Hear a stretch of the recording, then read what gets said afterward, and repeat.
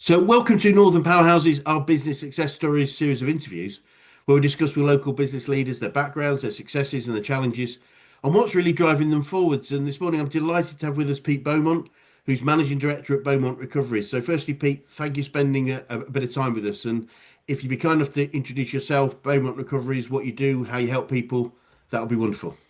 Yep, thanks for having us, Chris. Yeah, absolutely. So obviously we're Beaumont Recoveries. We're a debt collection company. We work for many companies, from single sole traders up to multinationals and PLCs and everything in between.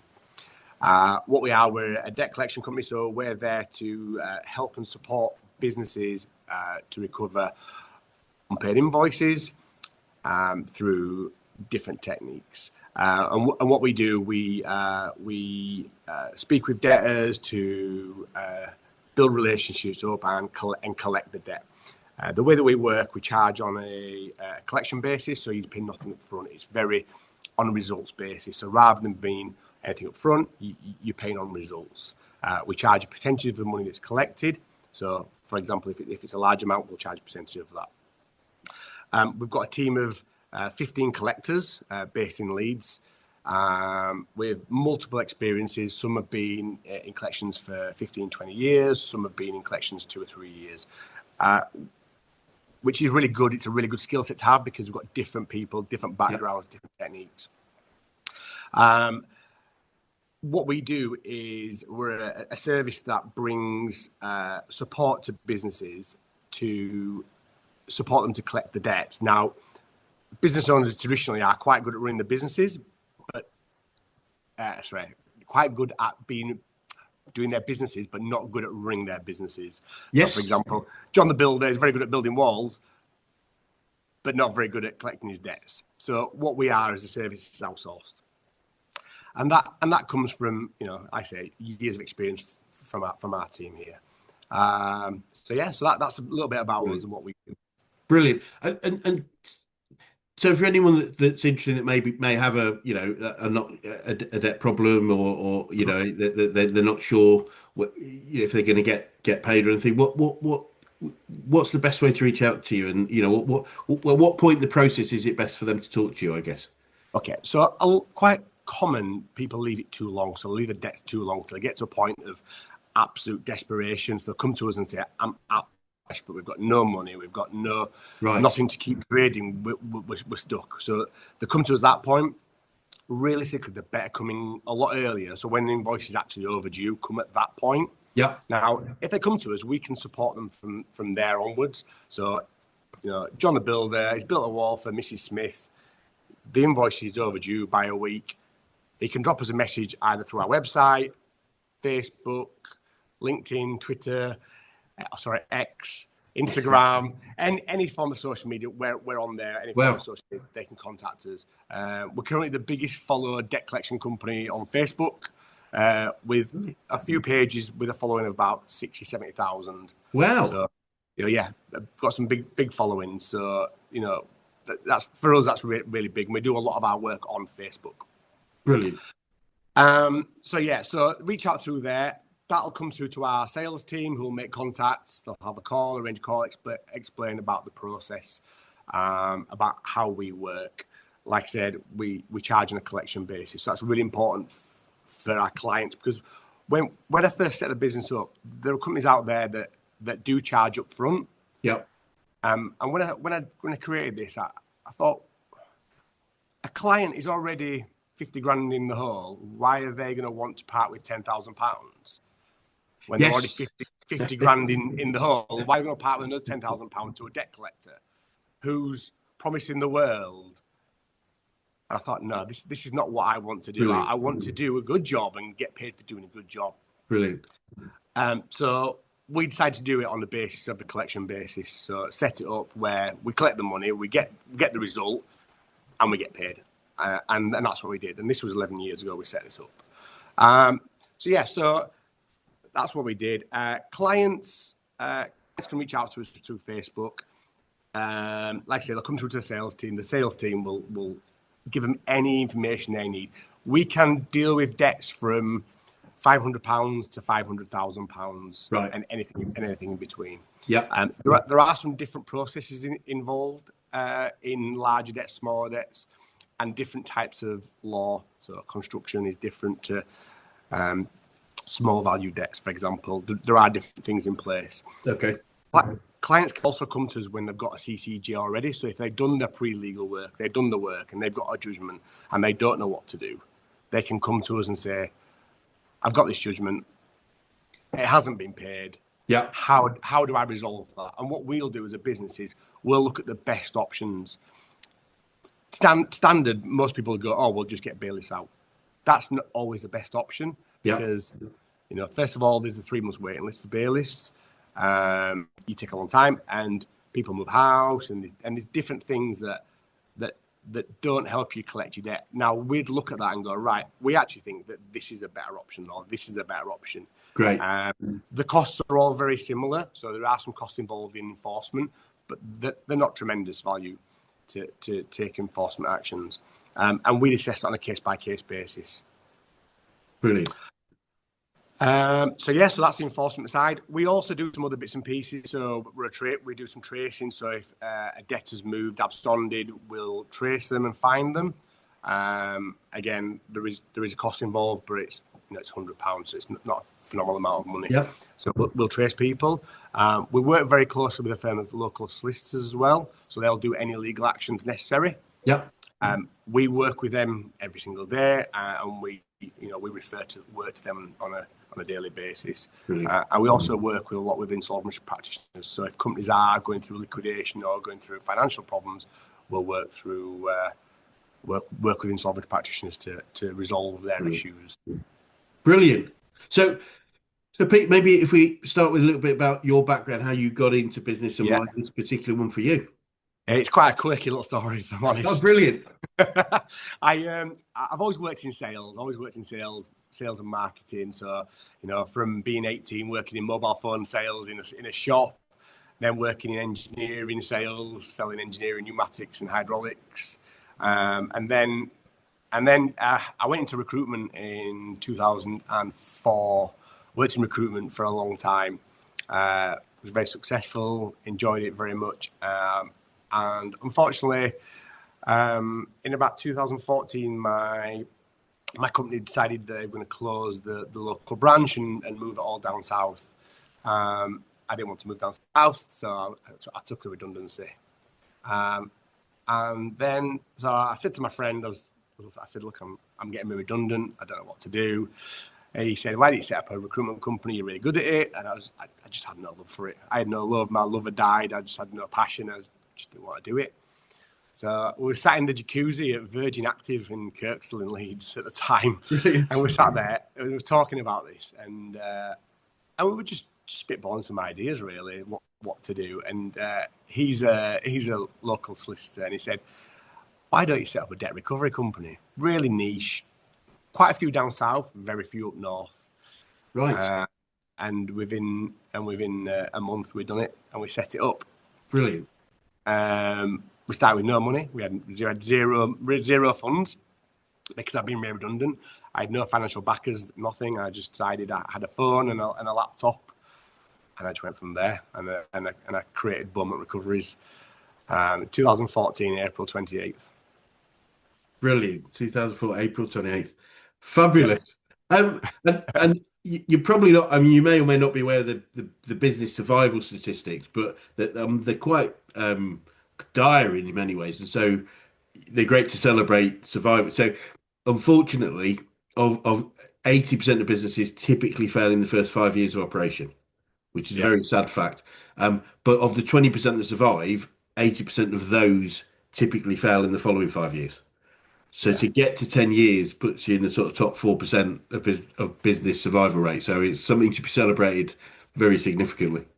Yeah, we've had significant growth over the last 2 years as well. So that's from our perspective, that's, we're really proud of our significant growth over the last 2 years. Brilliant.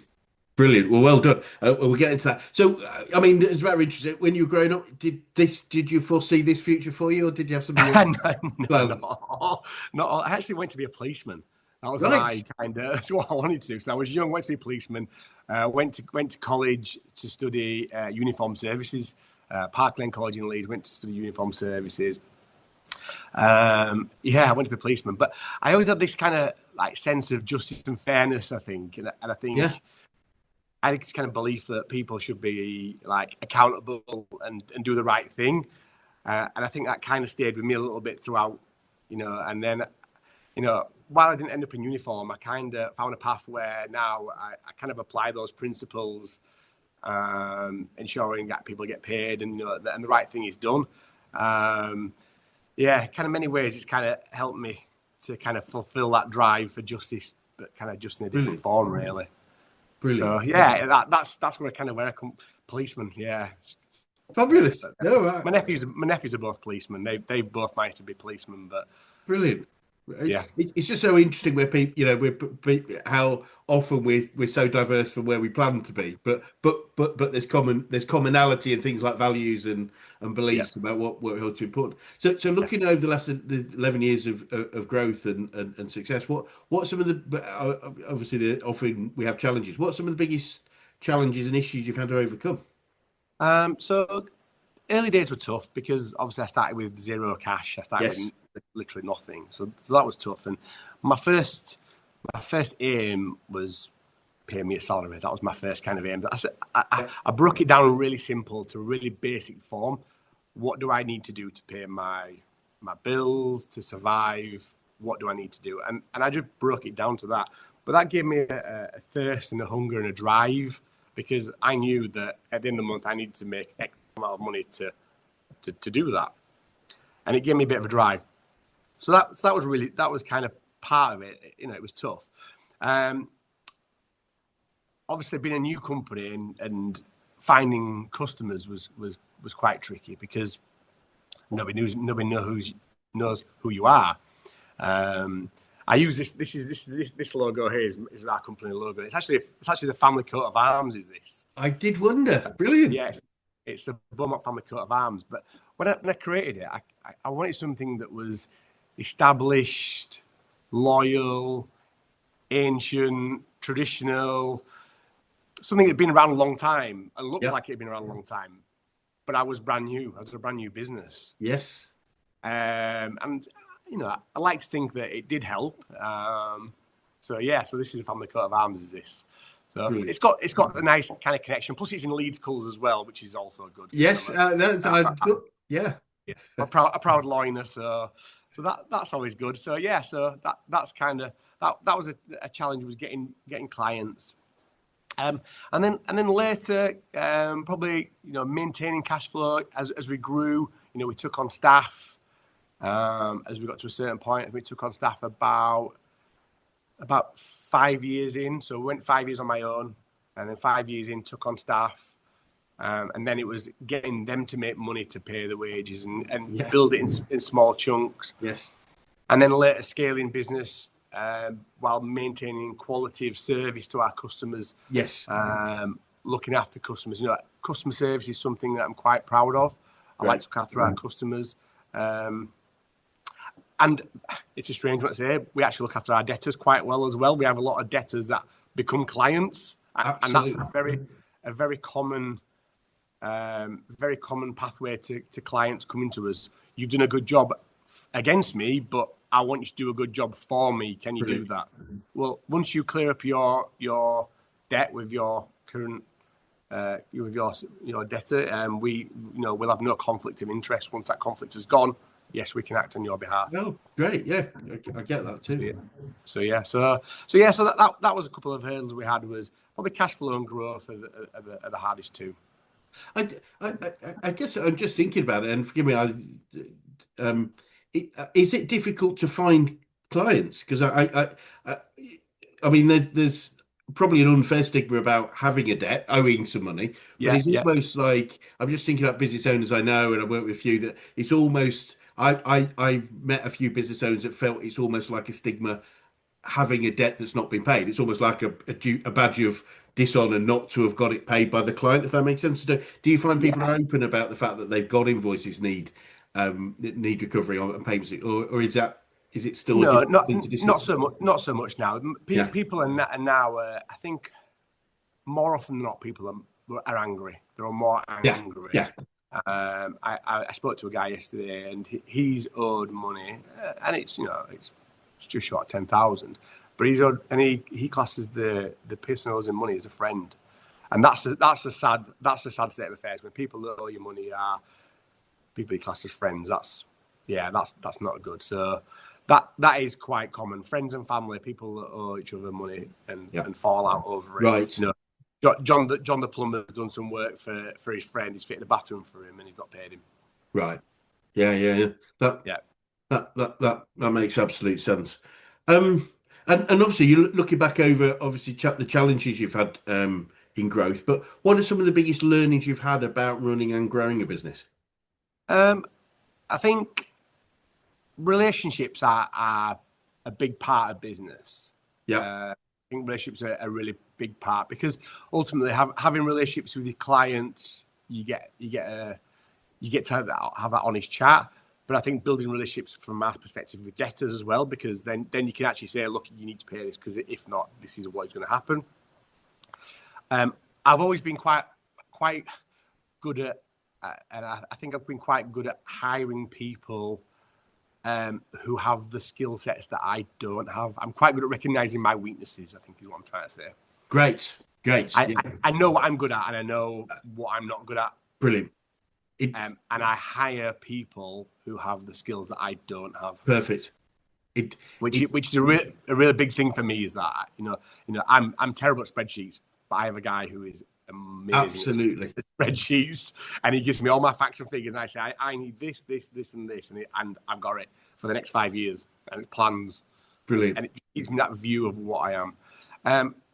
I think reputation is a real big thing as well. It takes a long time to build a good reputation, Yeah, but it can take you minutes and seconds to lose that reputation. I yeah, think that's true. that's reputation is something that is good. Like I say, cash flow is a huge thing. Um, I think another learning is, like I say, a higher slow. You personally can't do everything at once. I think a lot of business owners try to do everything themselves, and I think there's times you need to let go and let somebody else. We mentioned earlier about enabling. I like to enable my staff to do the jobs that they are paid to do. And I say to them, look, you've got the power. You do this. I get clients coming. Oh, well, what do about this? Well, what do you think we should do? And that's my kind of conversation. What's your Brilliant. thoughts? You make the decision. You do the best for the business. That's what I pay you for. You do the best for the business, and that's how we work. And we have that relationship in here, and that's great from our perspective. So, yeah. It's no, there's some real gold in there. In fact, the last comment on what do you think? That there's a great book called and I work with lots of people. You won't be surprised to hear that work with lots of people that delegation is the issue. It's Yeah. because what I see is if you've got the traditional sort of hockey stick curve of growth in a business, so you're working really hard at those early days, as you very well described, very little cash. We're desperate to bring clients on and bring money in. There's a lot of fear there because every decision could be the last decision we Yeah. make. If we make a wrong one, so there's a lot of fear. We've got to make every penny pay. All those things are in place, and it's all about how hard we work. If that Mm-hmm. makes sense, it's all about us. Once we get into that sort of level of growth, for me, there's two or three things. Is going from a scarcity mentality to an investment mentality. In other words, I'm only going to continue growing if I reinvest rather Mm-hmm. than save the money. But also at this knee point, up until that point, it's all a bit about us and how hard we've worked. But Mm-hmm. if we keep that mentality about being about us, then we become the limit to the growth of business, if that makes Right. sense. Yeah. So Absolutely. Yeah. being able to start to think about delegating, empowering, and it's about helping other people be the best they can be, which is Yeah. something we talked a little bit earlier on, is so fundamental. And it was interesting because one of my coaching colleagues presented a little while ago, and she was talking about playing to our strengths, not trying to sort out weaknesses. And Mm-hmm. it was a brilliant graphical way. She drew a line and said, "Do you imagine that's your strength, and this is your weakness?" Now, if you strengthen your weakness, the best it's probably going to be is okay. Yeah. But if you double your strength, you can become world class. Hmm. And would you rather be world class in the thing you're good at and you really love, Yeah, or just try and be okay at something you don't enjoy? exactly. And I think it's absolutely bang on. In fact, I think it's Brian Tracy has a great philosophy, which is something we follow in working with business clients that we do, which is the best organizations and the best individuals are the ones, or the best organizations where the individuals in it spend most of their time on the three things they really love and they're really good at, Hmm. rather than all the other stuff that they don't really love and they're not really, and therefore they're not really good at. I mean, Yeah. I should not keep this secret, but I've chosen to be bad at DIY because I hate it. It's like I'm not interested. It's DIY means do it yourself, not myself. Yeah. I don't enjoy it. But whereas I know people who love it, and I almost love that. I always wish I did love it because then you'd come and do more of it. But that's okay. I'm better earning money over here and get somebody that loves it to Yeah. come and do that work. It just makes I sense. I've just done a full house renovation. So Oh, I'm sorry. 3 year house renovation. I've done a 3 year house renovation. Amazing. I mean, I'm not a DIYer by any stretch, but we wanted to do it, and we took some time. We bought a house, an absolute doer upper, everything out, back to brick, walls out, floors out, ceilings out, everything out. And I'm not doing it all myself because I'm not a builder, amazing. but I've done quite a bit myself, and I project managed quite a bit myself as well. Brilliant. And it's virtually finished. I've got a few little bits to do, a little bit of finish, and I'm done. I'm not a DIY as well. I'm not. No, but yeah, it's great that you say project manage. I mean, I think it just when I think back, I think it was like living in a. We had an old farmhouse in North Wales, and living in a permanent building site for about 3 years. I think just Yeah, put me off with the idea of if it's about us getting it done, it's probably not going to get done. So yeah, I much prefer to be other people. But no, absolutely. And one thing you said earlier, which I thought was really relevant, and you sort of mentioned it here again, is that lots of business people are good at the business of what they do, but they're yeah, not necessarily good at running and growing a business of yeah. what they do. And that's It's a really important differentiation, I think. Yeah, and that's really common. That is a really common factor, and we Yes. see this every single day. You might be a brilliant builder or a brilliant plumber, or technically excellent at your job, but are you good at running a business? No is the answer. We see it, and you think, wow, you're making bad judgment calls, making errors. We see people. I've seen one recently. A guy came to us and he says, "Oh, I'm owed £160,000." Okay, no problem. And we always talk about, what fundamentals have you got in place to protect yourself Yes. from this happening? Yeah. What helps you? What helps this not happen? And he didn't even have a contract. Right. Nothing. No agreement. Everything was a verbal and a handshake, Oh my goodness. and nothing there to actually document what happens if this goes wrong. Oh And my that's what we goodness. always say to people. If you're putting £160,000 of risk into somebody and you don't know what's going to happen, you want something there to rely on, where you can both rely on. This is for both parties, not just for our clients, but for both parties. What happens if this goes wrong?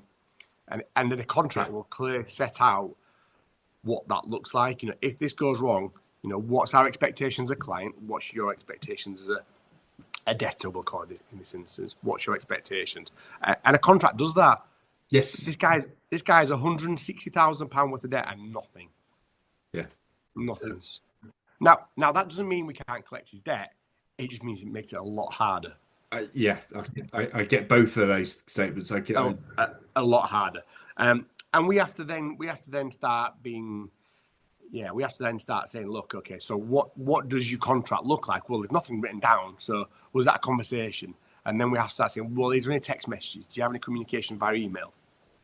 I'm building up a picture by other methods and trying to build that up. And that, again, it's difficult. So, but my guys are experiencing that because it's a fairly regular occurrence. It's not Yeah. it happens probably a couple of times a week that people don't have contracts. Now, as a business, what we do, we say, look, you haven't got a contract. We'll put you in touch with somebody that can do your contract. It might cost you £1,000, it might cost you 1,500 quid, whatever it is. But that money you're spending is investment in your business. Yeah. And it's a protection for you as a business. And you should review it every year. Sit down and go, right, okay, what's worked this year? What's not worked this year? Where have we been stung? do we need to change something? And it should be a living, breathing, working document that they use and rely on to run the business.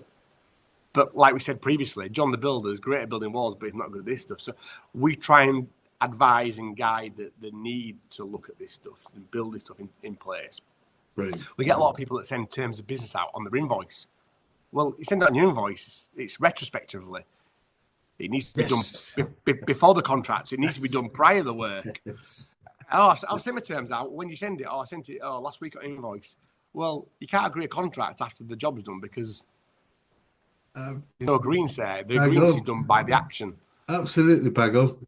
Now that's interesting. I say I hadn't thought of that. I mean, I think most of the work many clients will do that. It's a contractual arrangement, and the invoice is just for how we get paid. Although we also do a lot of work with helping clients get paid closer to upfront, so some of that risk is taken away. But no, it's a really good point, isn't it? Just having terms and conditions on your invoice is it's very simple, but the penny doesn't drop until I have to go, oh yeah, how do they know what the contract is until after you've done the job? Well, they don't, because absolutely.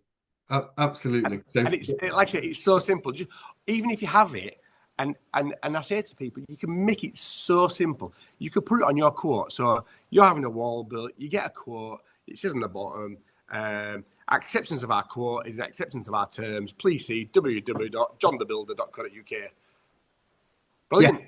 If they don't go to johnthebuilder.co.uk, then that's up to them. But absolutely. You said, here's our terms. 100%. But it's having that trail, isn't it? That you've done that, and there's a reasonable expectation that you will have a look at the T's and C's or whatever it would be. Exactly. And when they accept the quote, they've accepted your terms. So then you've got brilliant. Can you do the work? We like your quote. It's good price. Brilliant. Fantastic. You've accepted the quote. You've accepted the terms, and then straight away, you've got a trail of this. Absolutely. Is it. When we come to debt recovery, when it comes to the point where they've not paid or whatever, we then go, here's the terms you've agreed, which include our debt recovery fees, which is great. It includes this, includes that.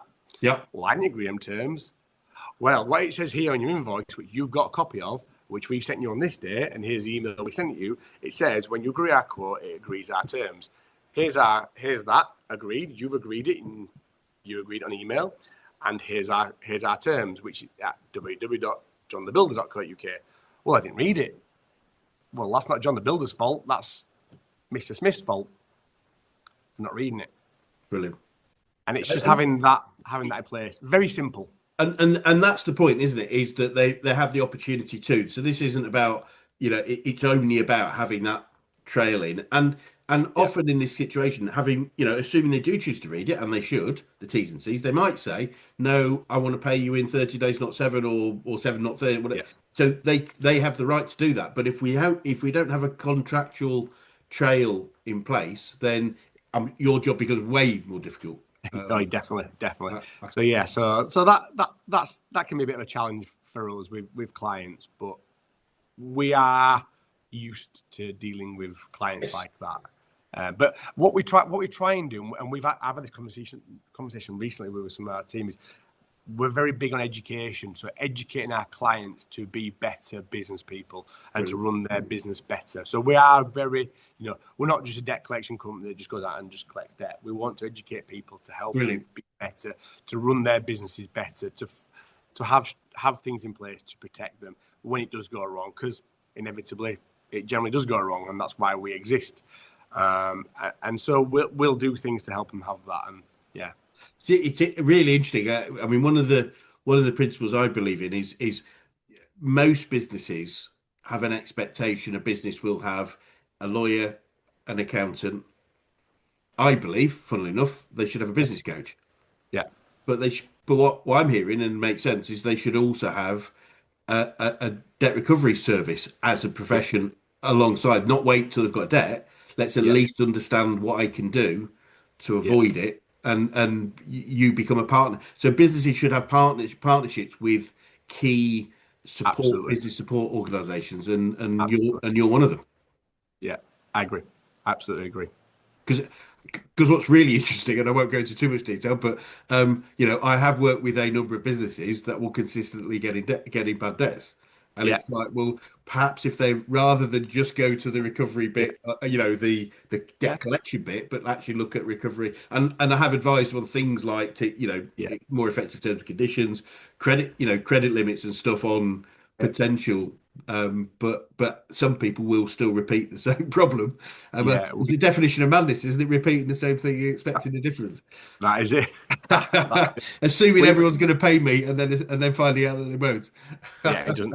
Yeah, no. Unfortunately, there are always going to be people who don't get paid out or don't pay. Yeah. It's always it's a unfortunately, even unfortunately, it's one of them things that's just always going to happen.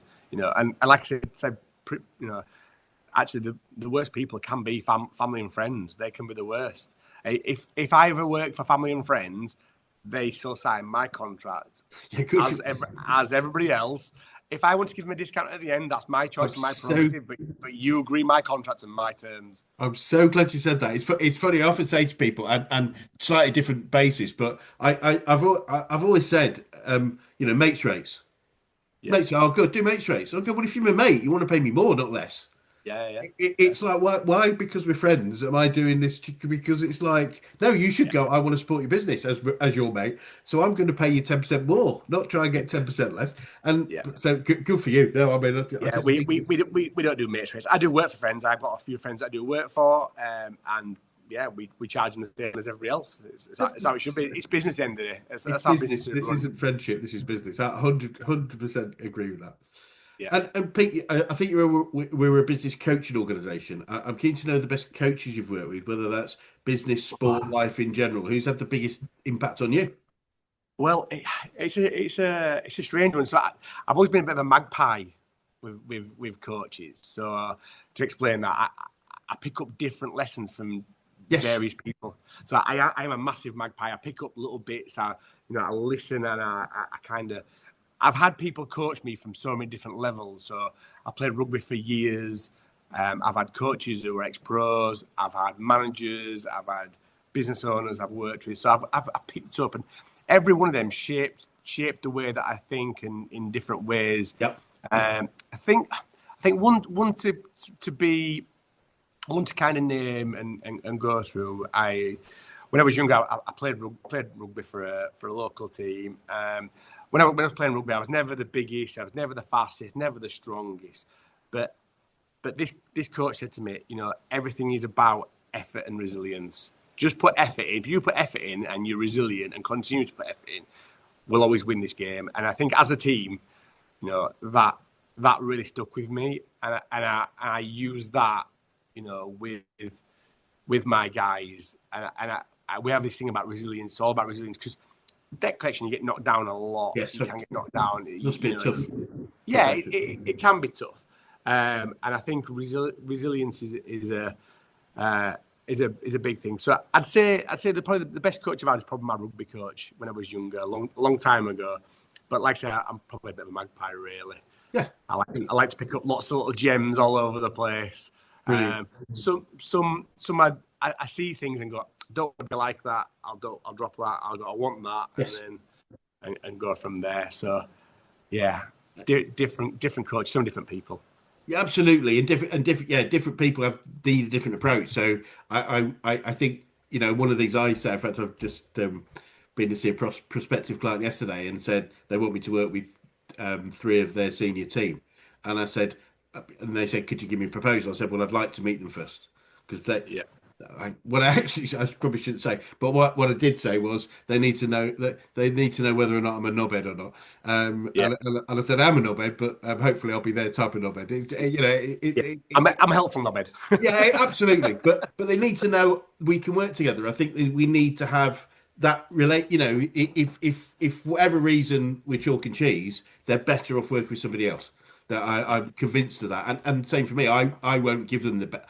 They won't get the best, and I won't give them just because there's a lack of. So building those relationships and understanding, I think, is really key. And therefore with coaches, there will be some that we totally align with, and there'll be some that we'll get something from, but we won't. Um, Yeah, we won't quite get them. I think is that if that makes sense.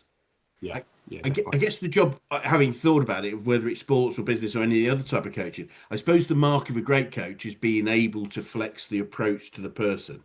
and Yeah. therefore more people we get on with, if that makes sense. Yeah, no, I agree. I've got a really varied team. So my team varies from different backgrounds, different cultures, different ages. I've got such a varied team, and every different person has a different technique to manage and to promote them and to get them to work at an optimum level. And they all act in different ways. Some need recognition, some need a firm hand, some need reward, and it's just some need just even just a well done, a really simple well done, good job, and it's recognizing who's what and how to do it, and I think that's a real technique, and actually I think it's quite a skill, if I'm honest. I think it's quite a skill. Yes. I think I'm quite good at it. They might think differently, but I think I'm quite good at it. Well, proof's in the pudding. You've got a Yeah, growing business, you've got a growing team. yeah, It would suggest, the evidence would suggest you are, which is yeah. I've got quite a good retention of staff as well. So great. my staff retention is really good. So people generally stay with us. Brilliant. We don't have a huge turnover of staff, and I think that for me that is that's a big thing for us. We keep our staff. Yeah. I've got people who've been here 5, 6, 7 years. For a company we didn't actually start employing until I think one of the first staff is still here. Right. So, Brilliant. so for And me, retention's important. yeah, and relate. I mean, relationship with their direct manager is the number one piece people give for leaving an organisation. That they publicly often say salary just because that's an easy one, but the actual one, when they're interviewed later, would say it was actually the relationship with the manager had. So clearly, the evidence of people having long-term team would be that you've got great skills as a great manager and leader. And just thinking about coaches, whether it's coaches or the magpie effect of picking things up. Do you have any favourite quotes or sayings that you catch yourself using on a regular basis about Yeah, business or success in general? I do, yeah. I do, yeah. Um, I have one I say to myself, which is things are never as good as they seem, but never as bad as they seem. Yes, So brilliant. try and keep an even keel on stuff. Yeah, Don't over celebrate the wins too much, but don't feel too low about the lows. Try and be consistent. I picked a lot of that out from rugby as well, because don't over celebrate your wins, I think, was the big thing. yeah. Because next week we've got another game, It's so I another think that game. was a really big one. I do like a bit of Winston Churchill quotes. I like Winston Churchill. So if he's got some belters, success is not final, failure is not fatal. It's courage to continue that counts. I think that's a good one. Brilliant. I think it is about, again, that's about resilience and being, getting up the next day and going again, and being, Yes, again, I can reflect that back to rugby straight away. You might get knocked down, but you get up and go again and again absolutely. and again. It, So it, yeah, I've got a couple of them. I used to love a long time ago, the old favourite, no iron team and all that kind of stuff. yep. Teamwork makes the dream work. I used to love all them, but they've gone now from my from my vocabulary now. So Brilliant. yeah, performance, not praise. I like to say, chase performance, not praise. Brilliant. Yeah.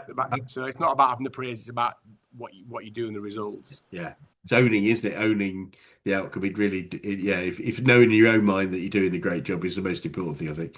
Yeah, Um, yeah. and do you have any favourite books, podcasts, people that you follow on business success, personal development that you can recommend? Oh, that's a good one. That one.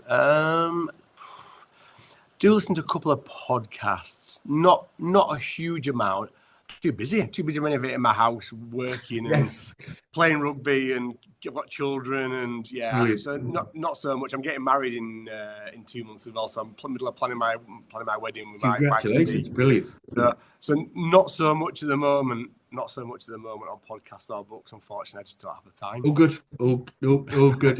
It's I'm the magpie too. I love just picking things up from other people. So Yeah, you never know. We were talking about rugby before we started, and I think I've listened to both Kevin Sinfield and Rob Burrows' books, and they're both very yeah. different, but both very inspiring in so many different ways. I've actually not read either of their books. I should definitely read their books. I read Barry McDermott's book a long time ago. I read Yes. that. yeah, there's some good stuff in that. But I know Jamie Peacock's got a book, and I'm really keen to read that actually, Jamie Peacock, because he's a renowned speaker and leader, and he does a lot Yes. of speaking. So I'm quite keen to read that one. It's on my list of things to do when I finish my house renovation. So yeah. There's a lovely bit in, I think it's in Rob Burrows' book about Jamie, just about just the character that he was and the leader that he was. And I won't spoil it because I can't remember. He's a special guy, is Jamie. He's a Yeah. very special guy. He's one of them people. Actually, biometrically, he's not built to play rugby. He's too tall and gangly. Yes. He's got that body frame to play rugby. Yeah. But he was that steely and determined that he would be the best player in the world. And he was Uh, definitely there. Absolutely. And speaking of learning, Pete, what do you say you've learned about yourself throughout your journey so far? Um, this sounds quite boastful. Listen, I realise I can't be brilliant at everything. I can't be brilliant at everything, and I know that. But like I said earlier, I know where my weaknesses are, and I think I'm very good at assessing my own personal weaknesses. Yeah. And knowing where I am weak. I did this thing.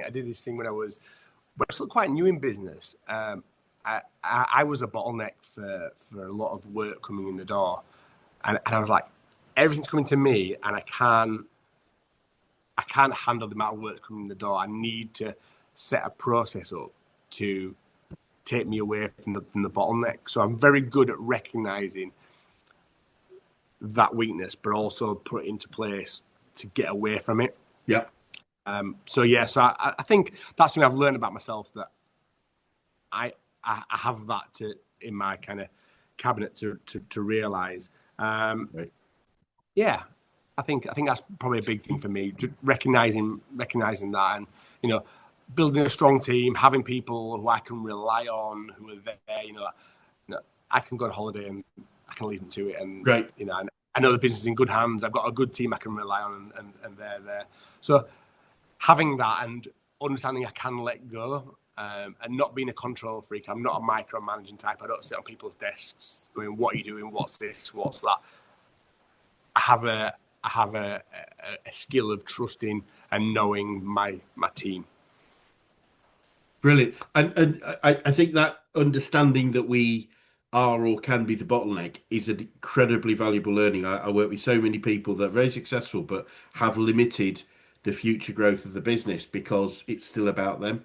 Um, Yeah, and the yeah, quicker we can get out of our own way and make our journey about creating, I think the great phrase I came up with is it's not about us being a superstar, it's about creating a team of superstars. That's our job.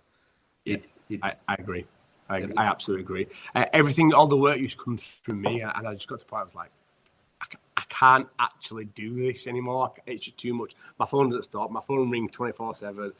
I've now got everything. I've got a sales business development manager. I've got him managing stuff. He's got a small team under him now. So I now got everything to go through him. He's building up a great personal brand through his social media and stuff like that. So he's getting a lot of attention, which is great. Great for the business, great for Matt. And I can trust him to do the job, and it's fantastic. We've got a good relationship, myself and Matt. And I'm really proud of what he does and what we do brilliant. together. Brilliant. Wonderful. Great to hear. So looking forward then, what does the future look like for you guys, and what challenges do you think you might face, if any? So we've got some quite ambitious plans for growth. We've just recently moved into, again, larger offices again. So we're in our third set of offices now, but we've gone into offices now that are going to suit us now for our growth plans for the next 2 to 3 years potentially. So we've seen some significant growth over the last 2 years, but we're looking for the next 2 or 3 years of growth. We're looking at a larger sales team, a larger collections team with over 50 collectors. That's where we're looking at. Wow. We're also looking to operate across regulated and non-regulated debt. So we're looking to go FCA regulated. Right. Brilliant. Which is a big challenge as the FCA regulated. I can imagine. Yeah, there's lots of boxes to check and stuff like that. So Yep. we're looking at doing that. It's quite a market. We get approached reasonably regularly by regulated lenders who want us to do the work, and obviously because we're not regulated, we can't do it. We have relationships with some big brands that want us to do that. So that's in the plan for the next 2 years. It probably will take us 2 years to get there, but that's in the plan. We're also looking at eventually owning our own offices. We've grown in renting at the moment. We're in rented office, but what we want to do is actually grow and have our own purpose-built offices that we can grow into, and have that as a home. And that's in the plan, probably in more 5 to 10 year plan. Really, is that one? So a bit further down the line, and that'll give us a longer commitment and stability for the business, having a more of a fixed abode, so to speak. We've moved 3 times in 2 years, so it just becomes a bit of a pain, really, and doing it all the time. So I really get it's funny. I with a number of clients, I always remember, we get these new offices and they're massive, and then we did it in my own business as well. I remember, you're suddenly going, we'll be playing football in here for the next 2 years, then within 6 months it's full, and it's like it's. I think it's always like, if you grow a business, get something twice as big as it's the biggest you could possibly think. yeah, So we've just taken the biggest offices in our building now.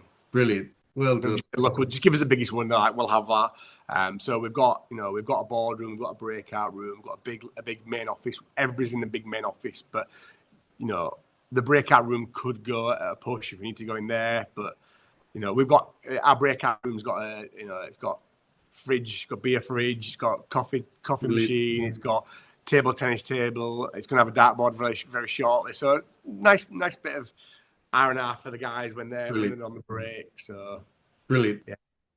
And Pete, I'm keen to know what you say to anyone that was thinking of going to business right now. Well, yeah, I'd say if you're going into business, be prepared to be comfortable being uncomfortable. Yeah, great. I've actually pinched that from Jamie Peacock. It's one of his phrases. It sounds familiar to you. Yeah, be comfortable being comfortable. It's not the most comfortable place to be, but get used to it, because that's business.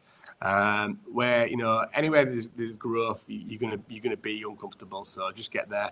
Yeah.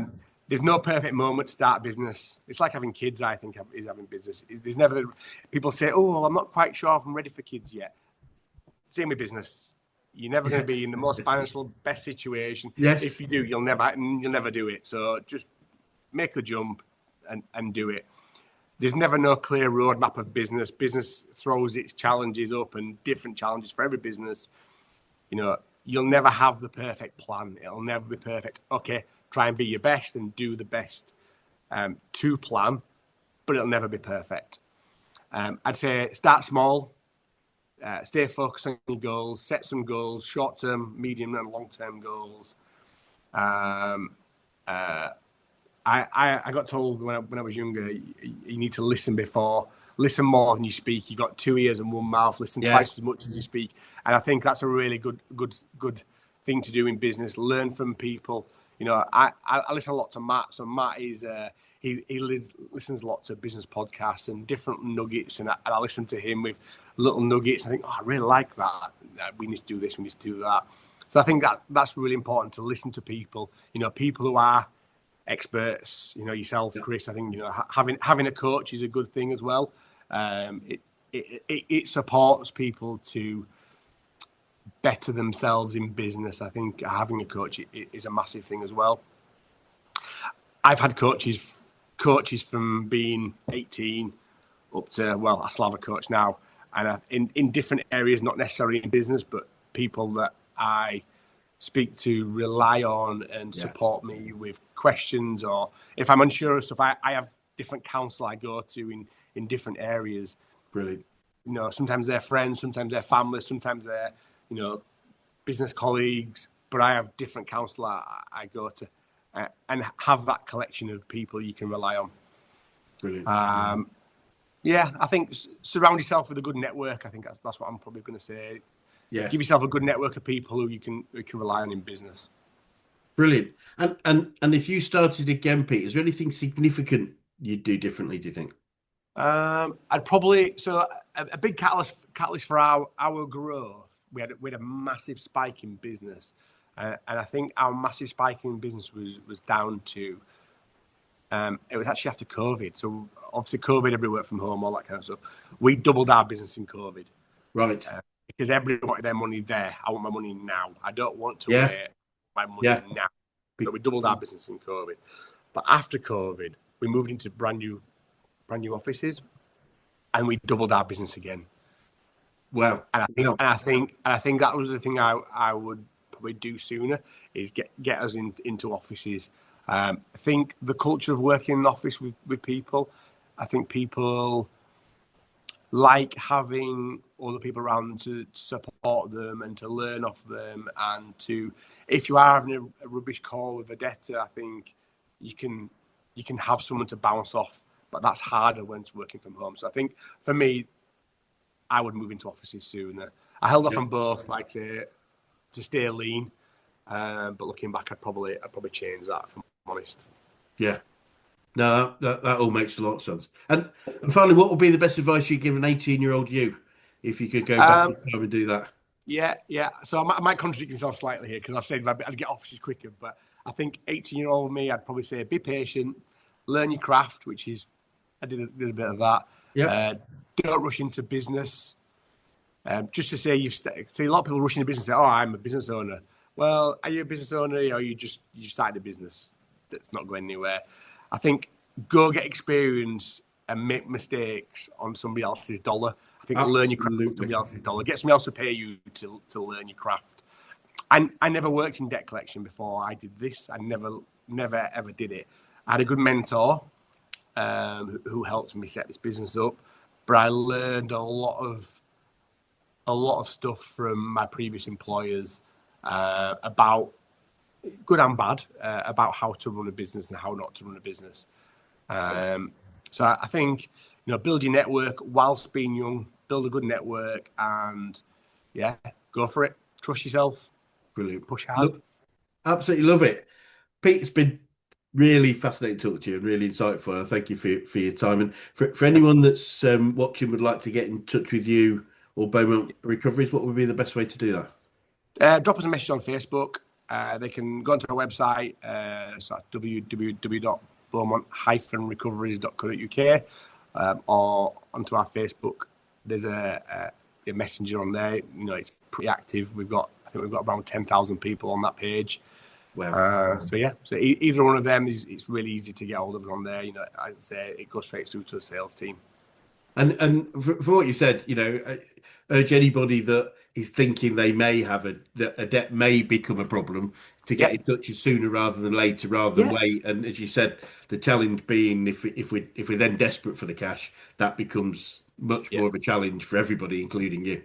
Yeah, it's better to if make contact early, have a chat. It costs nothing to have a chat with us. If you make contact early and say, look, this is the situation, I'm potentially owed this money, it's due next week, I've got a feeling, I say this a lot to our customers, generally if you've got a gut feeling about not getting paid, Yes.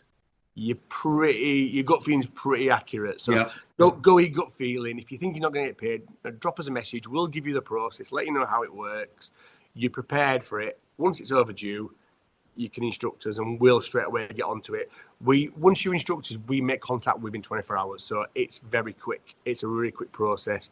We make contact and it just gives it that nudge to get it over the line and get your money in your bank for you. Perfect. Pete, it'd be great to swing by another 6 to 12 months to just see the next stage of development and how full those new offices are. I look forward to it. But for now, thank you so much for your time. Thanks, Chris. Good to speak to you. Thank you.